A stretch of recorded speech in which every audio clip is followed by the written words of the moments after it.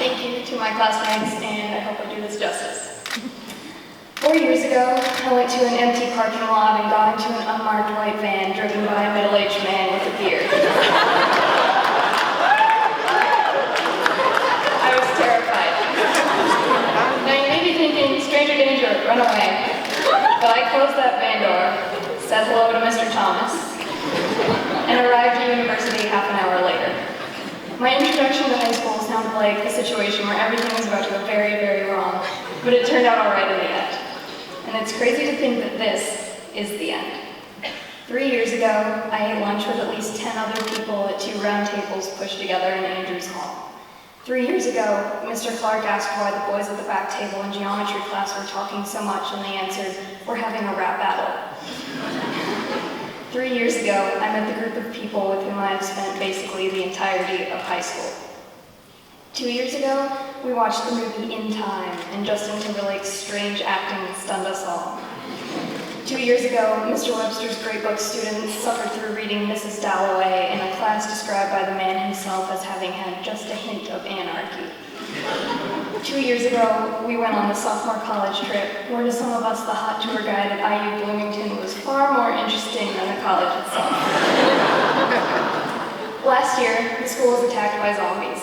Last year, we all endured the SAT and ACT. Last year, an alum came back and rearranged the chairs in Andrews Hall to say butts. And when the mags asked what we thought the chairs spelled, someone yelled, UHS, proving that we still had a few things left to learn. This year, Senora Bollinger wrote the word apathy in Spanish up on the whiteboard and said, "You know the school theme," leading the class to dissolving laughter and saying, "No, that's empathy." This year, we absorbed Constance in Calc BC and heard Dr. Vesper's disaster prepared his morning meeting for the last time. We watched the mating dance of the prairie chicken and learned that bumblebees don't fly, they hover. We wore shirts with the names of the schools that we'll be attending in the fall to lunch one day and took pictures and punched footballs. We had to think about the future. My favorite poet, Carl Dennis, wrote some pretty great lines about the future, so I thought I'd read them. He said, "Then it's up to me to explain the gospel of time, how to the faithful the years are waiting up ahead to link us with supper music we can't imagine, how by now the musicians, ghostly as they are warming up." There are things that I hate about moving on, namely how the last days seem so final. The last interminable double seventh period that stands between us and freedom. The last sports match or game of our high school career. The last morning meeting. The last mentoring meeting. The last time you open your locker and then shut it for good. The last glimpse of the school disappearing in the rearview mirror, wondering, will I ever really remember what happened here? Is it possible to remember the way that it felt to eat lunch outside with the wind in your hair, laughing without worrying about stopping or what time class started? Is it possible to remember the pain associated with drifting away from best friends with whom you used to talk every day, only to realize that you barely connect anymore? Is it possible to remember the complete happiness that comes from realizing that someone you didn't used to talk to has turned into the best friend you never knew you were missing? I want to remember these things. I want to remember how I forgot to answer questions on organic chemistry tests, how teachers and students posed together on Grandparents' Day, and how great it felt to work so hard to solve a problem and finally get it.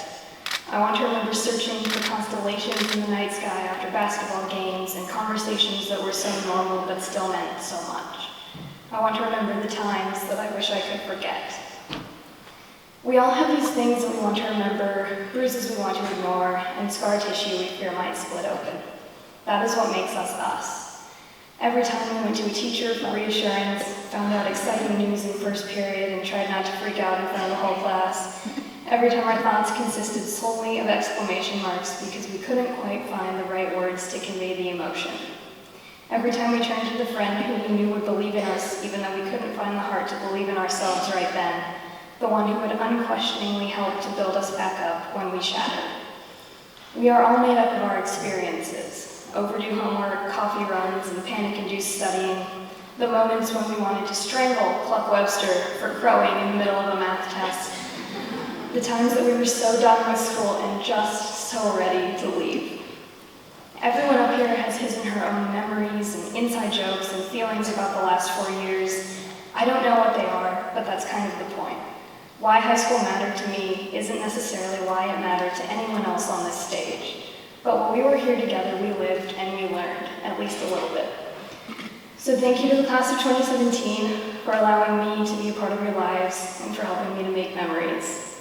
Thank you to the teachers who helped us outside of class to make sure that we understood the material, offered guidance with college decisions that came down to the nail, and sarcastically shamed us for coming to class late instead of yelling.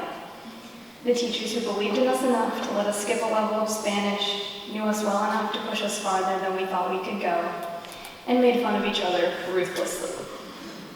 Thank you to the mentors who teased us, laughed with us, supported us, and maybe, just maybe, cried with us.